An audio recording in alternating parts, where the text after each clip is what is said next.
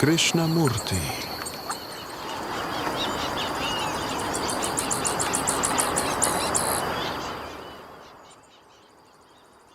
Estamos investigando a questão da liberdade, do espaço e do amor. E essa investigação é um processo de meditação. Portanto, eu estou eliminando tudo o que não é meditação. Experiência, oração, repetição de palavras, de mantras, uma interminável recitação de um rosário. O repetir de palavras e revolver contas acalma o espírito. Se você fica a repetir seguidamente a mesma coisa, igual a uma máquina, a sua mente, de certo, vai se tornar quieta. Isso é, ela se entopece, ela torna-se obtusa, lerda. Mas isso não é meditação. Ficar sentado na posição adequada, com o tronco reto, respirando regularmente, isso proporciona uma certa quietude ao corpo, mas não é meditação.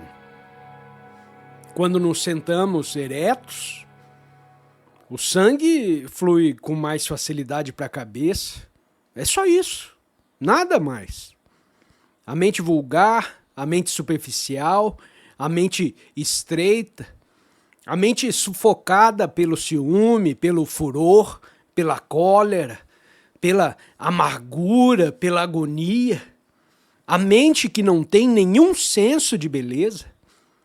Essa mente, ainda que a pessoa esteja sentada, muito aprumada, a respirar regularmente e a executar todos os demais artifícios prescritos, pensando que está praticando a meditação, essa mente, ela não está meditando. Ela está a se apodrecer, a morrer. Nada disso é meditação. Porque a meditação é algo que ocorre naturalmente. Não é preciso provocá-la. O homem que deliberadamente se senta para meditar, ele está meramente cultivando um hábito, desejando uma certa experiência, um certo estado de espírito, e ele vai obter o que ele deseja. Mas isso não é meditação, porém apenas mais uma forma de hipnose. Nós estamos investigando essa coisa extraordinária que é o espaço sem objeto. E esse espaço tem de existir. Do contrário, não pode haver liberdade e nem amor. E é só quando se vê o falso como falso e a verdade no falso que está começando a se esvaziar a mente. Melhor ainda, a mente está então a esvaziar a si própria. Você perceberá então a verdade na falsa ideia de que a experiência vai te libertar. Ao perceber a verdade a respeito da experiência, ao compreender tudo o que a experiência implica, você vai estar livre dela. Você não vai estar a pedir, a exigir, a ansiar por experiência. Sendo que isso não significa ficar a pessoa vivendo satisfeita com a placidez de uma vaca. E ao perceber a falsidade e, portanto, a verdade a respeito de rezas, de posturas, de métodos deliberados, inventados pelo homem e visitantes a um determinado fim, da observância de certas e determinadas práticas, aqui se dão tantos nomes. Verá que todas essas coisas embotam a mente, de modo que ela nunca é livre. Assim, ao perceber a falsidade e a verdade nesta falsidade, você vai estar livre dela, sem precisar lutar, sem precisar dizer Como eu posso me livrar dessa coisa estúpida? Ao você perceber que é estúpida, ela se desvanece, ela desaparece. A mente percebe que sem espaço infinito, não há liberdade. E que só há espaço infinito quando não há nenhum criador de espaço. Você consegue perceber a beleza disso? O espaço é infinito, desde que não haja um objeto. Portanto, a liberdade é infinita. E quando há esse percebimento do espaço sem fronteiras, ilimitado, infinito, nos vem dessa infinidade o amor. Não o amor de Deus, o amor dos homens, mas o amor que partilha, que vela, que nutre, que protege, que guia, que ajuda e que revela. Meditação não é absorção num brinquedo inventado pelo homem. Uma criança se absorve num brinquedo. O brinquedo de tal maneira interessa que ela fica quieta. O brinquedo dela se apodera e não a deixa fazer diabruras. Temporariamente ela se torna bem comportada com esse brinquedo novo que tanto a deleita. Porque toda a sua atenção está concentrada nele. Assim também são os homens. Os adultos têm os seus brinquedos. Esses brinquedos que são as imagens, as ideias, os mestres. E durante esse período, enquanto estão absorvidos nessas visões, nesses mestres, nesses brinquedos, eles se comportam com muita nobreza, com muita serenidade, com muita decência. Mas absorção num brinquedo também não é meditação. Tampouco é meditação a concentração. Todos aprendemos a nos concentrar. Essa parece ser considerada uma das coisas mais importantes pelos vários grupos que pregam e discursam sobre a meditação e ensinam a meditar. Como se alguém pudesse ensinar o outro a meditar. Como se fosse possível te ensinar isso. Você vê o quanto isso é ilusório?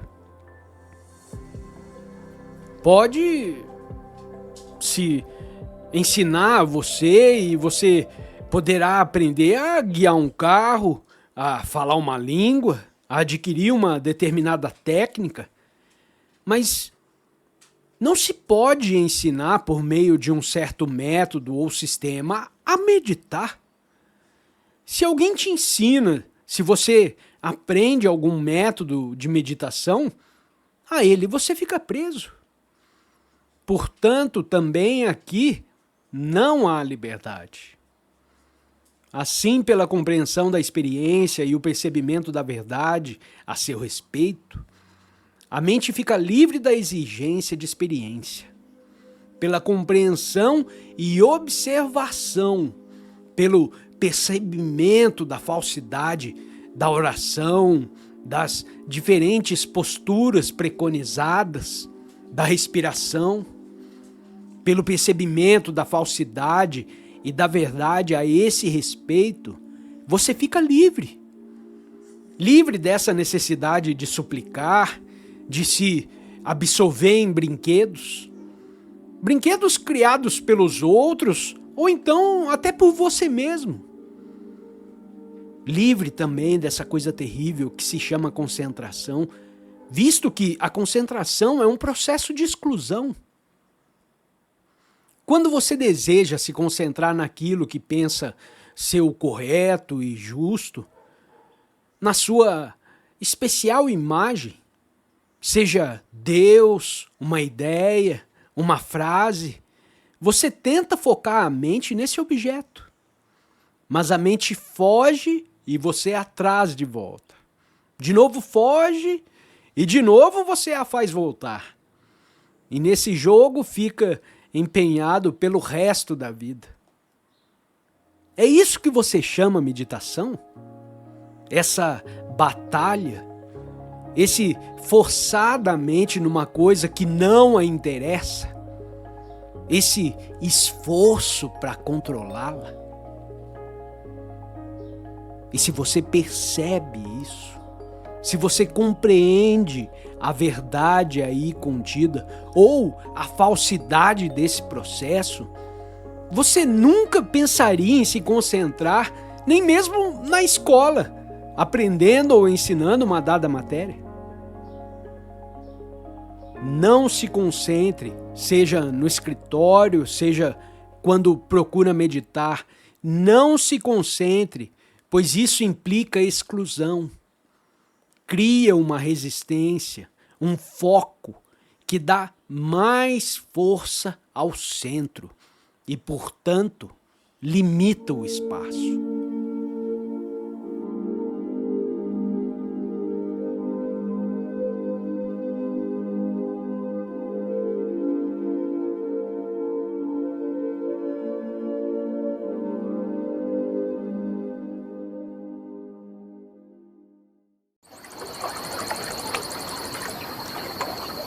Krishnamurti.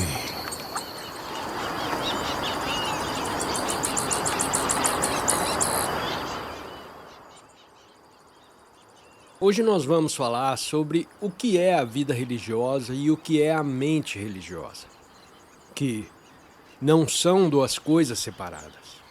Para verificar o que é a vida religiosa, nós precisamos viajar e explorar um tanto extensamente. E a mim me parece que, sendo a nossa vida tão fragmentária e compartida, com suas várias formas de fuga e de atividade, a menos que nos encontremos numa atividade central capaz de abraçar o todo, nós não teremos possibilidade de viver uma vida coordenada, com paixão, com intensidade e com clareza.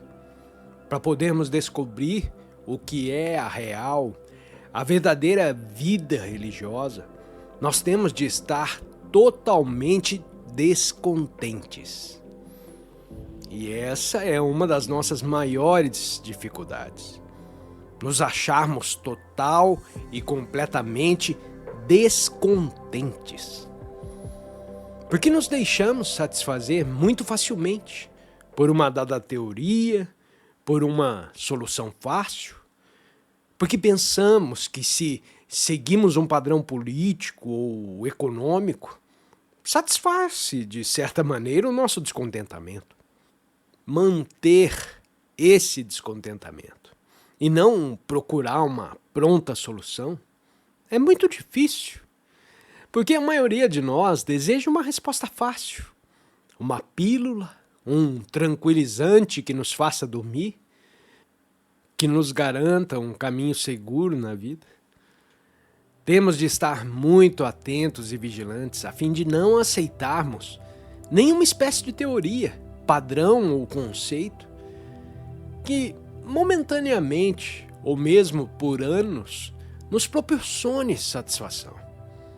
O primeiro requisito, portanto, assim me parece, é estarmos descontentes.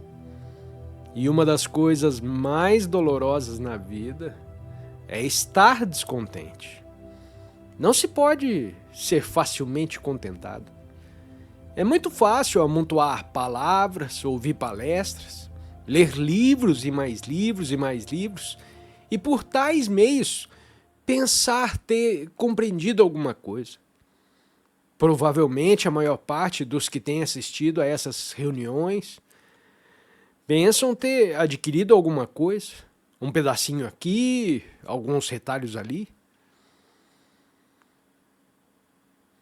Me parece que você não terá compreendido perfeitamente o que se esteve dizendo aqui ou o que se vai dizer, se apenas se interessa por uma dada sessão dessas palestras que te agradou. Se você se sente satisfeito com essa solução parcial. Mas o que aqui nos interessa é a solução total e não a solução parcial. O que nos interessa é a compreensão total da vida e não a compreensão particular de uma dada parte da vida. Assim você tem de levar tudo ou nada, porque tudo o que se esteve dizendo e o que vai se dizer aqui está relacionado. Não é algo fragmentário que você pode escolher um pedacinho ou outro. Desse modo, muito importa descobrir o que é uma mente religiosa, porque a religião é o único fator que pode abarcar a existência total, em vez da existência fragmentária. A totalidade de nossa vida pode estar contida na investigação e na compreensão do que é a vida religiosa. Porque religião não é essa coisa que conhecemos com o nome de religião. Essa coisa espúria, esse contrassenso puro e simples. A investigação real do que é a vida religiosa é necessária, porque se não compreendemos o que é a vida religiosa e não a vivemos de fato, e não teoricamente, nenhuma possibilidade teremos de resolver os nossos numerosos problemas, sempre crescentes, sempre causadores de conflitos. Para mim, a vida religiosa é a chave que abre a porta de todos os nossos problemas. E, portanto, nós temos de compreendê-la, para que os entes humanos, que há tanto tempo vivem, que não resolveram os seus problemas e que continuam a viver fragmentariamente, no desespero, na ansiedade, sem amor, divididos, isolados, possam promover uma harmoniosa coesão em todas as suas atividades, em todos os seus pensamentos. E é de imperiosa necessidade, ou melhor, eu pelo menos acho que é, compreender a vida religiosa. E para compreendermos o que é a vida religiosa, nós temos de estar descontentes. Nós, pela maior parte, vivemos descontentes, porque não temos um bom emprego, não somos tão inteligentes como uma outra pessoa, não temos a beleza da mulher que mora ao lado, não possuímos um carro grande, uma casa melhor, um emprego melhor, ou porque não preenchemos a nós mesmos. E no momento em que possuímos uma casa melhor, um carro melhor, uma geladeira melhor, nós nos damos por satisfeitos, pelo menos temporariamente, até o dia em que se inventa uma geladeira melhor ainda. Andamos descontentes com insignificâncias e com insignificâncias nos satisfazemos. Devemos dar a máxima atenção a essa superficial satisfação com pequenas coisas, com insignificantes soluções, com citarmos um grande número dos chamados instrutores religiosos. Nós pensamos ter compreendido quando citamos o Gita, o Alcorão, a Bíblia ou qualquer outro livro qualquer. Pensamos ter aprendido num certo grau o espírito da vida religiosa, o que afinal é pura contrassenso. Assim nos cabe manter-nos extremamente vigilantes, para não nos enredarmos em ações superficiais e contermos em nós mesmos um descontentamento total com todas as coisas. A política, a religião, os socialistas, os comunistas e qualquer partido político. Nós devemos estar totalmente descontentes. E só então nós podemos começar a investigar.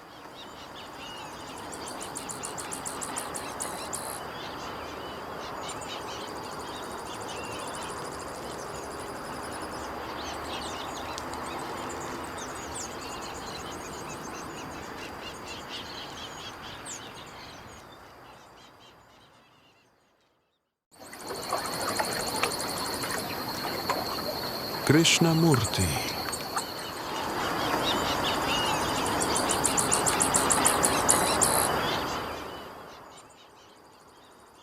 O silêncio tem muitas variedades.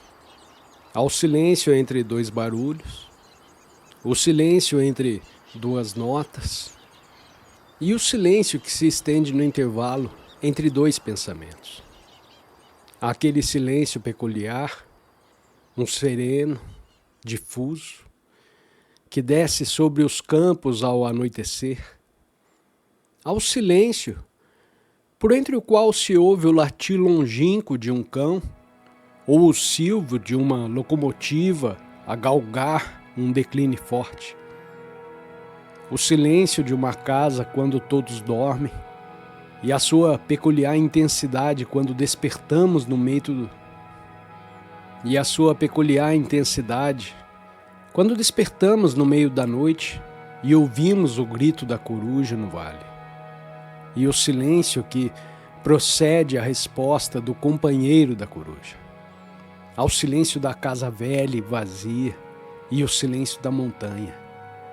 O silêncio entre dois seres humanos quando viram a mesma coisa, sentiram a mesma coisa e agiram. Naquela noite, particularmente, naquele vale longínquo, com seus velhos montes e rochedos de formas peculiares, o silêncio era tão real como a parede que apalpamos. E pela janela, olhamos as estrelas refulgentes. Não era um silêncio espontaneamente gerado.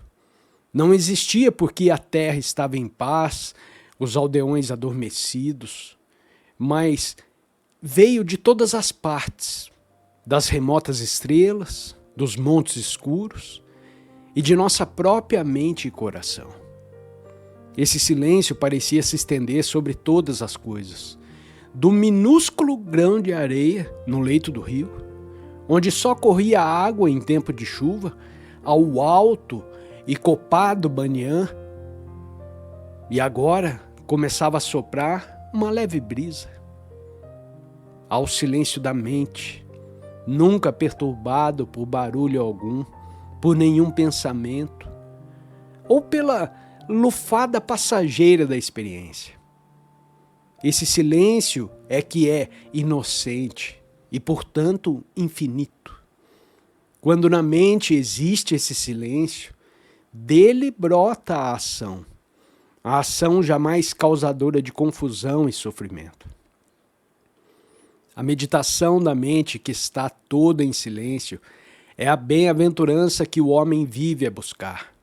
Nesse silêncio estão contidas todas as variedades de silêncio. Existe o estranho silêncio de um templo ou de uma igreja vazia no sertão, sem barulhos, de turistas ou de devotos. E o silêncio que pesa sobre as águas faz parte do silêncio existente fora da mente. A mente que medita contém todas essas variedades, mutações e movimentos do silêncio. Esse silêncio da mente é a essência da verdadeira mente religiosa. E o silêncio dos deuses é o silêncio da terra. A mente que medita flutua nesse silêncio. E o amor é o modo de ser dessa mente. Nesse silêncio, há bem-aventurança e alegria.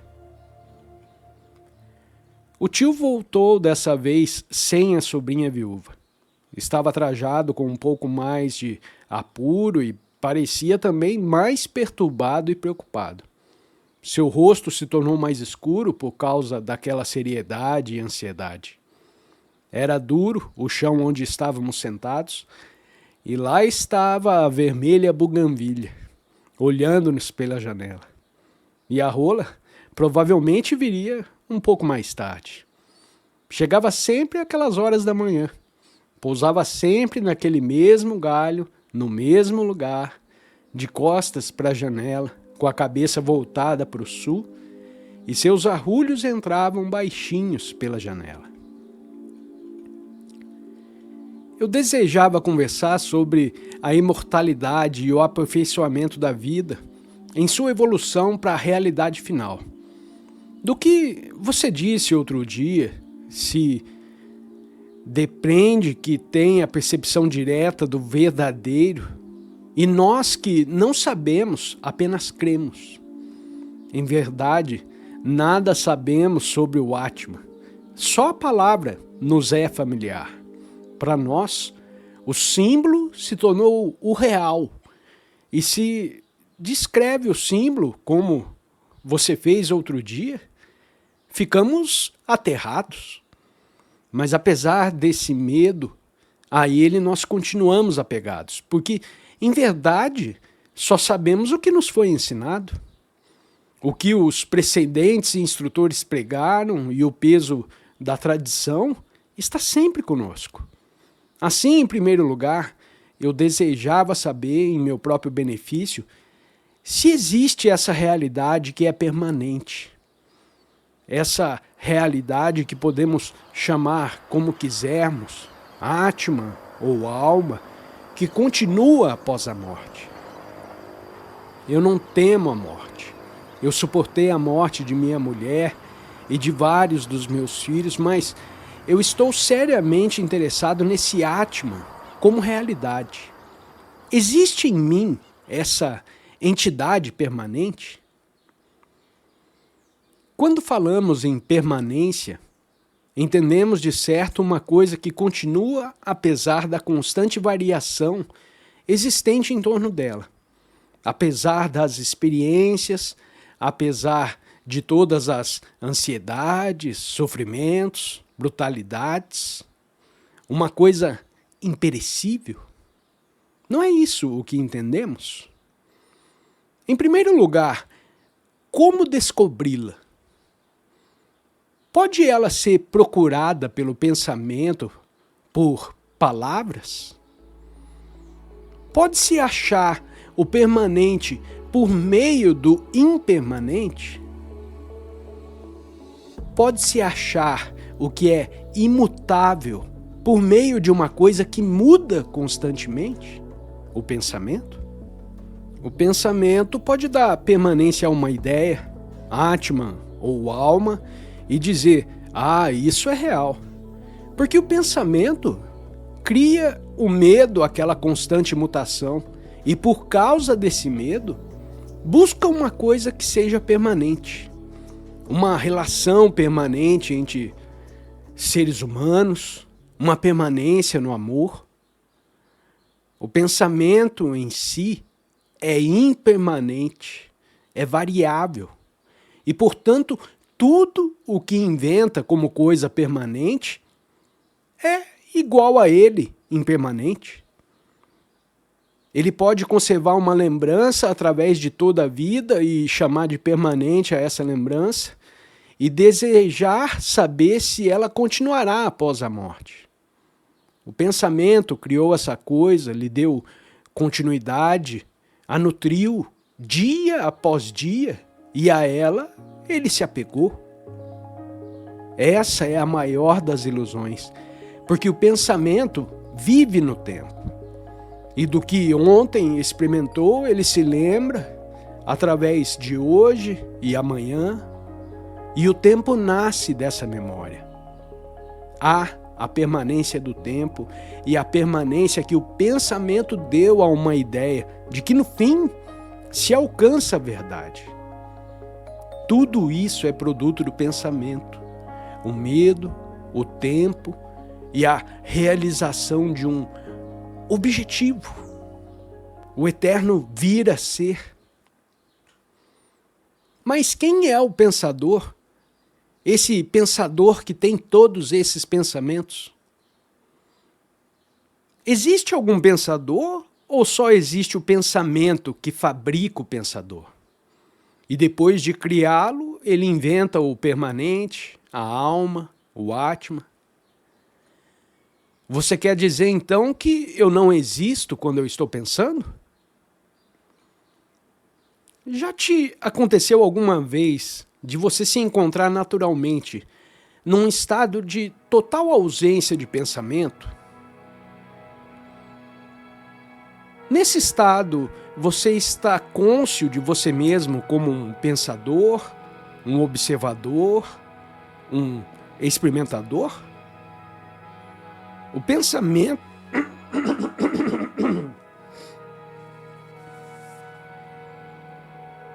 O pensamento é reação da memória. E o feixe de lembranças é o pensador. Quando não há pensamento, existe o eu, a cujo respeito fazemos tanto estardalhaço?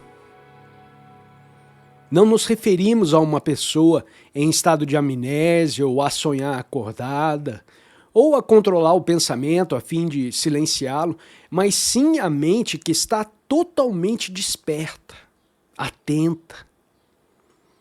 Quando não há pensamento nem palavra, não está então a mente numa dimensão totalmente diferente? Bem, de certo, há alguma coisa bem diferente quando o eu não está em ação, não está a impor-se, mas isso não significa necessariamente que o eu não existe só porque não está agindo. Naturalmente ele existe, o eu, o ego, o feixe de lembranças existe. Nós só notamos que existe quando ele reage a um desafio. Mas ele existe, em um estado de sono, de suspensão, aguardando a primeira oportunidade de reagir. Um homem ávido está ocupado a maior parte do tempo com a sua avidez. Poderá haver momentos em que ela não esteja ativa, mas existe sempre. O que é essa entidade viva que se expressa na avidez? É a própria avidez. Não são duas coisas separadas. Eu compreendo perfeitamente isso que você chama de ego, de eu, de sua memória, sua avidez, sua arrogância, suas exigências. Mas não existe mais nada além do ego? Você quer dizer que na ausência do ego, há ouvido? Quando cessa o barulho feito por aqueles corvos, existe alguma coisa. Essa coisa é a tagarelice da mente. Os problemas, as preocupações, os conflitos. E essa mesma indagação do que fica após a morte. Essa pergunta só pode ser respondida quando a mente já não é ávida ou invejosa. O que nos interessa não é o que existe depois que o eu deixa de existir, mas sim a terminação de todos os atributos do eu. Esse é que é o verdadeiro problema. Não o que é a realidade ou se existe alguma coisa permanente, eterna. Se a mente que se acha tão condicionada pela cultura em que vive e pela qual é responsável, pode se libertar e descobrir. Então, como posso começar a me libertar? Você não pode se libertar. Você é o germe dessa aflição. E quando pergunta como, você está pedindo um método de destruir a você. Mas no processo de destruir a você, você está criando um outro você. Se me permite mais uma pergunta, o que é então imortalidade? Mortalidade é a morte. Mortalidade é a norma da vida com as suas aflições e dores. O homem sempre buscou uma imortalidade, um estado não sujeito à morte. Mais uma vez, Senhor, você volta à questão de se existe alguma coisa fora do tempo, além dos limites do pensamento. O que está além do pensamento é a inocência. E o pensamento, por mais que se esforce, ele jamais alcançará, porque o pensamento é sempre velho. A inocência, tal como o amor, é eterna, mas para que venha, é necessário que a mente fique livre de todos os milhares de ontens com as suas lembranças. E a liberdade é um estado em que não existe o ódio, a violência, a brutalidade. Se não abandonarmos todas essas coisas, como poderemos perguntar o que é imortalidade? O que é o amor? O que é a verdade?